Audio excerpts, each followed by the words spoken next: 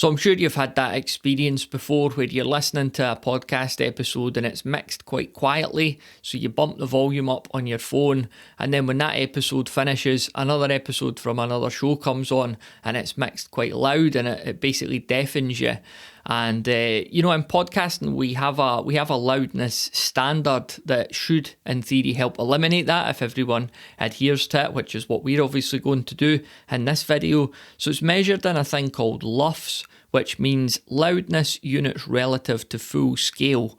And it's really easy to adhere to these podcast loudness standards in Audacity.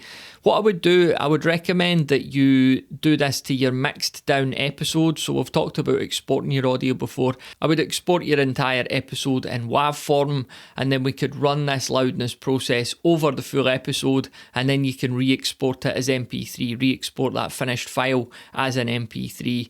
So what we want to do is just make sure that the audio is selected and go up to Effect, Volume and Compression, and Loudness Normalization. And you'll see here we've got it's set to -16 LUFS at the moment.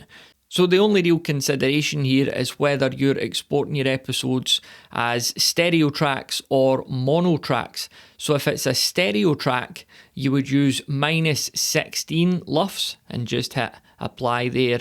Or if you're using a mono track, we would change that to -19 LUFS. There's a slight variation there, perceived loudness of a mono track versus a stereo track. -16 LUFS, that's actually louder than -19 LUFS. So if you go down the numbers, you're getting louder, paradoxically. So once you've decided on that, -16 for stereo or -19 for mono, you just want to hit apply there and you'll see the waveform's going to change shape. It's going to get louder.